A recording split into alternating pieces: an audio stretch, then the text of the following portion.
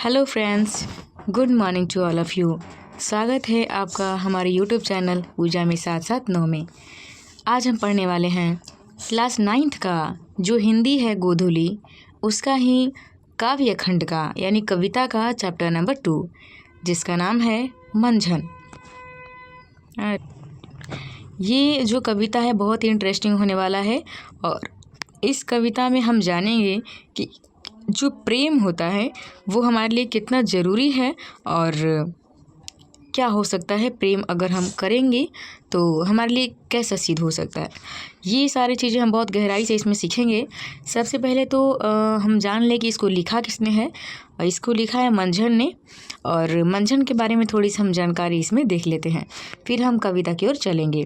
और सबसे ज़रूरी बात ये है कि अगर आप इस चैनल पर नए होंगे और अभी तक आपने सब्सक्राइब नहीं किया है तो सब्सक्राइब करना बिल्कुल ना भूलें और अपने दोस्तों के साथ शेयर करना बिल्कुल ना भूलें। आइए अब देखते हैं अपनी कविता की तरफ। मंझन एक हिंदी के प्रसिद्ध सूफी कवि थे। इनके जीवन के संबंध में बहुत कम जानकारी मिलती है। अभी तक इनकी एकमात्र रचना मधुमालती का ही पता चला है। यह कहना कठिन है कि इनकी और कोई रचना है या नहीं।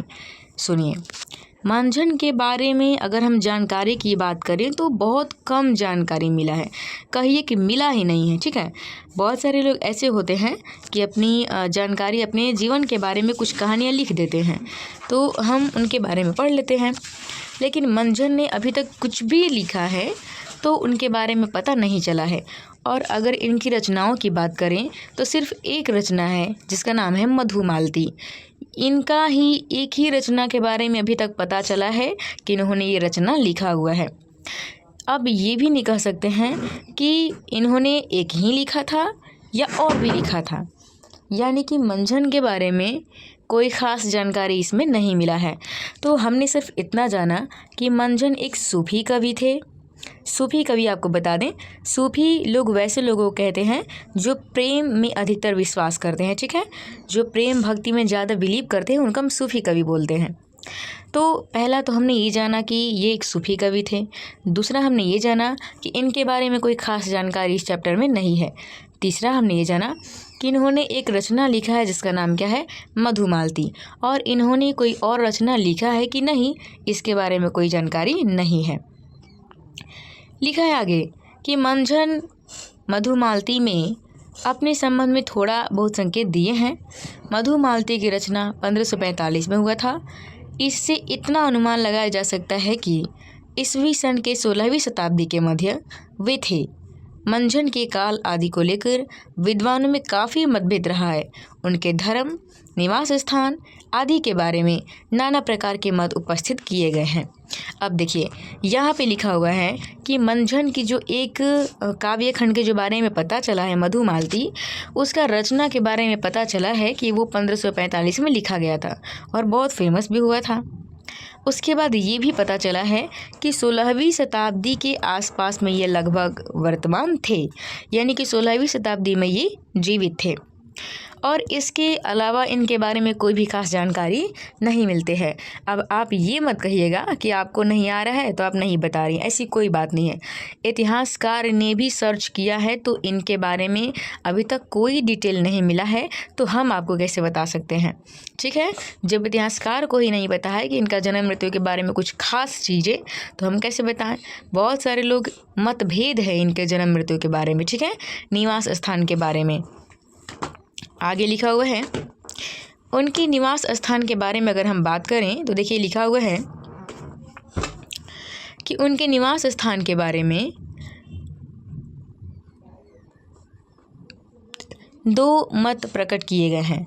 मधुमालती की एक पंक्ति, गढ़ अनूप बस नग्र चरनाढ़ी, कलयुग भो लंका जो गाढ़ी, के आधार पर मंझन के निवास स्थान का अनुमान लगाया गया है। परशुराम चतुर्वेदी ने अनुमान किया है कि अनूपगढ़ मंझन का निवास स्थान रहा होगा या ढी से अंत होने वाले नगर, किंतु डॉक्टर शिव गोपाल मिश्र जो है वो इस बात से एग्री नहीं करते हैं। उनके अनुसार चरनाढ़ी मधुमालती काव्य के नायक मनोहर के पिता सूरजभान की राजधानी थी। अन्य साक्ष्यों के अनुसार चतुर्वेदी जी का ही मत सही जान पड़ता है। अब देखिए, इस चैप्टर में दो लोग ऐसे हैं जिनके मत के बारे में आपको बताया गया है। पहला तो परशुराम चतुर्वेदी जी हैं और दूसरा डॉक्टर शिव गोपाल मिश्र जी हैं। परशुराम चतुर्वेदी जी मधुमालती का एक लाइन उठाते हैं, ठीक है, गढ़ अनूप बस नग्र चरनाड़ी कलयुग भो लंका जो गाढ़ी, ये लाइन उठाते हैं और इस लाइन से वो अनुमान करते हैं कि शायद इनका गांव ऐसा रहा होगा जिसके लास्ट में ढी आ रहा हो, ठीक है, जैसे चरनाढ़ी लिखा हुआ है ना, हाँ, तो ढी आ रहा होगा या फिर अनुपम गढ़ इसका नाम होगा। लेकिन जो डॉक्टर शिव गोपाल मिश्र है वो कहते हैं कि नहीं, ये उनका गांव नहीं हो सकता है, क्योंकि मधुमालती के जो नायक मनोहर थे उनके पिता सूरजभान की वो राजधानी थी, तो ये मतलब कैसे हो सकता है, ये नहीं हो सकता। यानी कि आज तक बहुत सारे लोग अपने में लड़ झगड़ रहे हैं कि इनके जन्म मृत्यु कहाँ हुआ था, तो हम कैसे आपको बता सकते हैं। और ना ही आपको एग्ज़ाम में इस तरह से क्वेश्चन पूछेगा, ठीक है, क्योंकि एग्ज़ाम वाला भी समझता है ये खुद कन्फ्यूजन में है, दूसरा को क्या बताएगा। देखिए आगे लिखा है, ऐसा प्रतीत होता है जैसे मंझन अपना निवास स्थान छोड़कर दूसरी जगह जाने लगे थे। मधुमालती ने अपने संबंध में कहा है कि तब हम वो दोसर बासा जबरे पिते छोड़ा कैविलास। मंझन ने अपने गुरु के नाम शेख मोहम्मद या गोश्त मोहम्मद बताया है, लेकिन इससे अधिक अपने गुरु के संबंध में कुछ नहीं कहा और ना ही अपने गुरु परंपरा का जिक्र किया है, ठीक है। वैसे अपने गुरु के संबंध में उन्होंने इतना अवश्य कहा है कि वे सिद्ध पुरुष थे और उनके ज्ञान के वजह से ही ये आध्यात्मिक जीवन की ओर प्रवृत्त हुए। बात करें इनके गुरु के बारे में, तो इन्होंने अपने गुरु के बारे में सिर्फ इतना चीज़ अपने मधुमालती काव्य में बताया है। मधुमालती काव्य में बस इतना बताया है कि उनके जो गुरु थे वो शेख मोहम्मद या गोश्त मोहम्मद थे, और उन्होंने बस इतना कहा है कि वो अच्छे आदमी थे, संत पुरुष थे, सीधा आदमी थे, और उन्हीं के ज्ञान की वजह से इन्होंने इतना अपना ज्ञान हासिल किया और ये आगे प्रसिद्धि पाए, ठीक है, इतना ही बताया है। और उनके बारे में कोई ख़ास बात ये नहीं बताया है।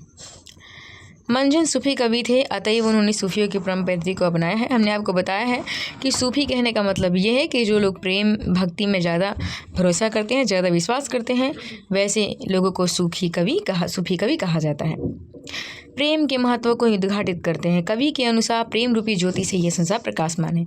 कवि ने इस चैप्टर में सिर्फ प्रेम को ही ज़्यादा फोकस किया है, प्रेम पर, कि जो प्रेम शब्द है उससे ही संसार हमारा प्रकाशित है। अगर इस संसार से प्रेम को हटा दिया जाता है तो फिर हमारे संसार में जो है वो किसी प्रकार का नहीं रहेगा, उसका कोई वैल्यू नहीं रहेगा। आइए देखते हैं आगे। ये हमारी कविता का पहला पद है। ऐसे तो इस कविता में 2 पद दिए गए हैं, जिसमें पहला पद हम पहले पढ़ते हैं, फिर इसके बाद दूसरा पढ़ेंगे। जो इसका हिंदी है वो आप बहुत ध्यान से सुनिएगा। अगर आप ध्यान से सुनिएगा ना तो गारंटी हम लेते हैं 100% की कि आपको याद हो जाएगा, लेकिन सुनिएगा ध्यान से। तो देखिए लिखा है, प्रेम अमोलिक नग शयन सारा, जेहि जिया प्रेम सो धनी अवतारा। इसका हिंदी है कि प्रेम अंगूठी के नगीने के समान अमूल्य होता है। जिस प्रकार से अंगूठी से उसका नगीना हटा दिया जाए तो अंगूठी की खूबसूरती ख़त्म हो जाती है, उसी प्रकार से इस संसार से प्रेम को हटा दिया जाए तो प्रेम, ये जो संसार है वो पूरी तरह से खूबसूरत नहीं रहेगा, पूरी तरह से बेकार हो जाएगा, इसकी खूबसूरती ख़त्म हो जाएगी। जेहि जिया प्रेम सो धनी अवतारा। जो व्यक्ति प्रेम के लिए जीता है वो इसका अवतार लेना, उसका जन्म लेना धन्य माना जाता है। प्रेम लागी संसार उपावा, प्रेम गहा विधि प्रगट आवा। यानी कि प्रेम ही है जिसके वजह से ये पूरा संसार टिका हुआ है, ये पूरा संसार चल रहा है। और प्रेम एक ऐसा चीज़ है जो भगवान को भी सामने झुका सकता है। यानी अगर प्रेम आपका सच्चा है तो भगवान को भी आपके सामने क्या करना पड़ेगा, झुकना पड़ेगा, ठीक है। तो प्रेम बहुत अच्छा शब्द है। आजकल के लोगों ने इसे काफ़ी गंदा कर दिया है, लेकिन प्रेम शब्द काफ़ी पवित्र है और अच्छा है। प्रेम ज्योति सम सृष्टि अंजोरा, दोसर न पाव प्रेम कर जोरा। लिखा हुआ है कि जो प्रेम है वो इस संसार को अंजोर किए हुए है, यानी कि प्रेम ही है इस संसार में जो संसार हमारा प्रकाशित है, उजाला है। अगर प्रेम ख़त्म कर दिया जाए तो संसार पूरी तरह से अंधकारमय हो जाएगी, डूब जाएगी। दोसर न पाव प्रेम कर जोरा, इस संसार में प्रेम जो है वो कभी ज़बरदस्ती से नहीं पाया जा सकता है। ठीक है। बिरुला कोई जाके सिर भागो, सो पावय प्रेम सुहागो। इस संसार में कोई ही ऐसा आदमी है, भाग्यशाली है, लकी कह दीजिए, वो है जिसको प्रेम नसीब होता है। ठीक है। सभी लोगों को प्रेम नसीब नहीं होता है। शब्द ऊंच चारे हूँ जुग बाजा, प्रेम पंथ सिर दे सो राजा।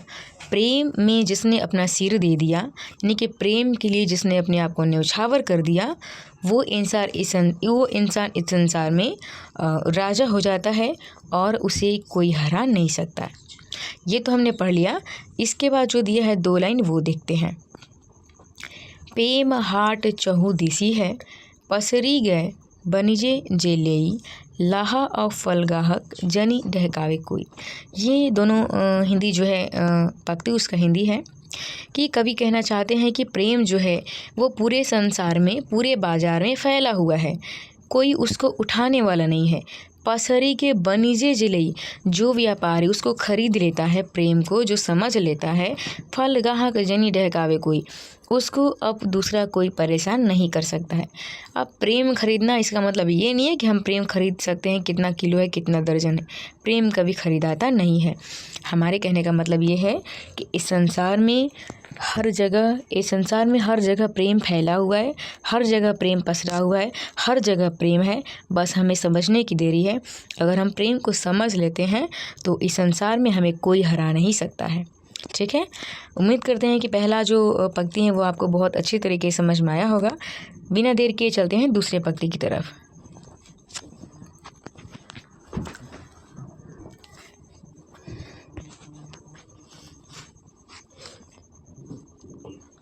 हिंदी आप खुद समझ के लिख लीजिएगा। अगर आप समझिएगा ध्यान से तो खुद से आप हिंदी लिख सकते हैं।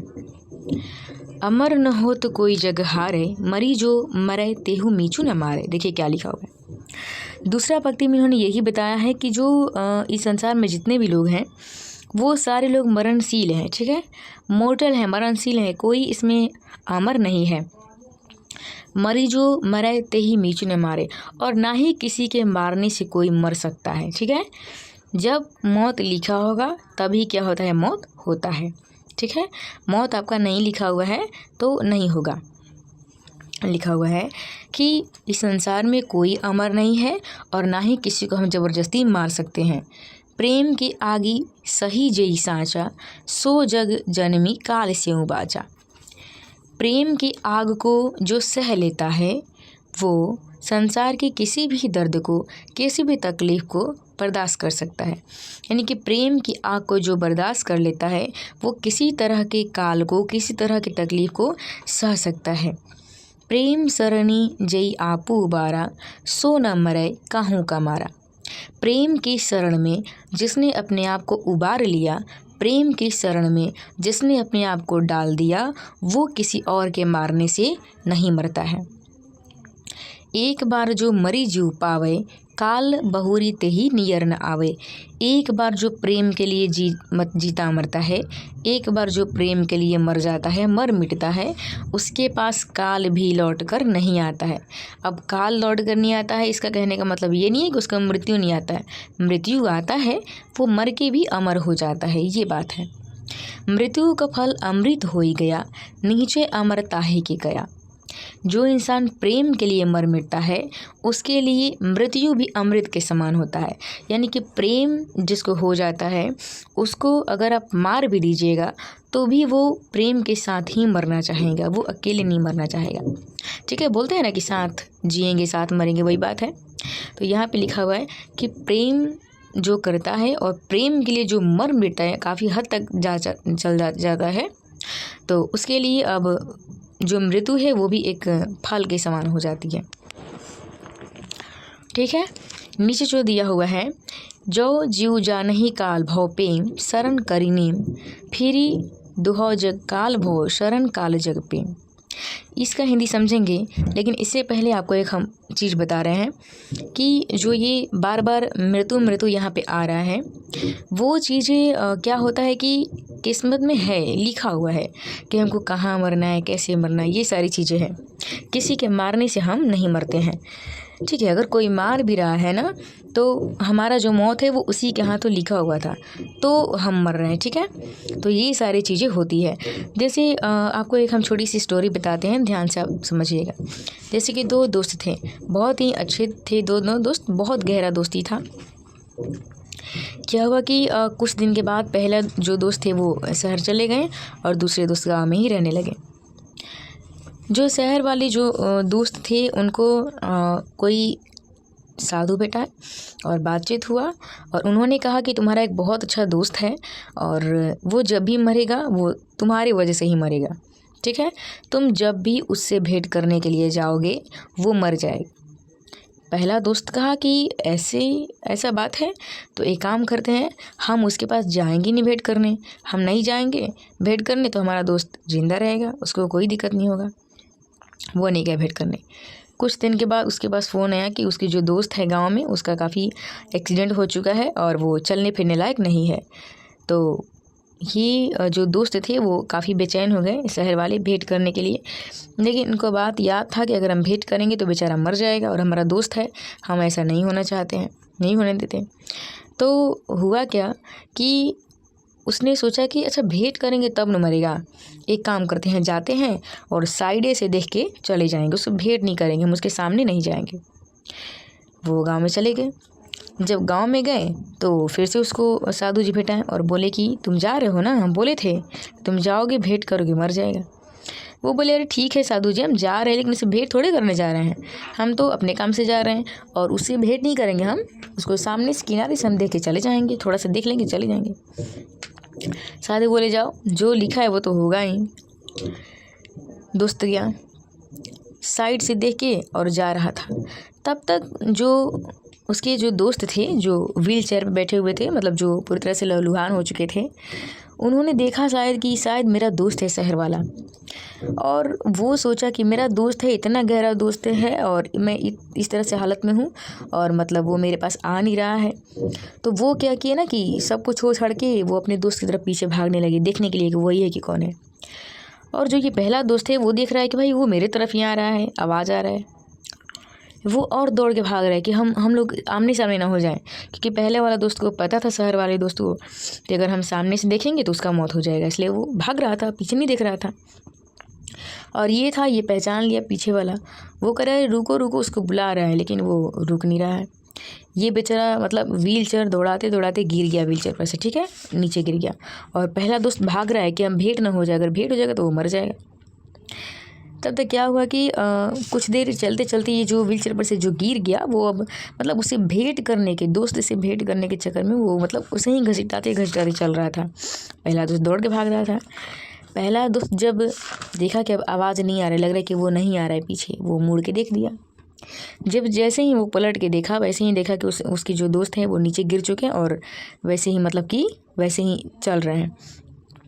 इसको दया आ गया, सोचा कि मेरा इतना अच्छा दोस्त है और इस हालत में वो गिर चुका है, उसको काफ़ी चोट लगी है और हम ऐसे दोस्त हैं कि हम भाग रहे हैं, मतलब उसके पास नहीं जा रहे हैं, उसकी हेल्प नहीं कर रहे हैं, उसकी मदद नहीं कर रहे हैं, ठीक है, उसका हमें हेल्प करना चाहिए।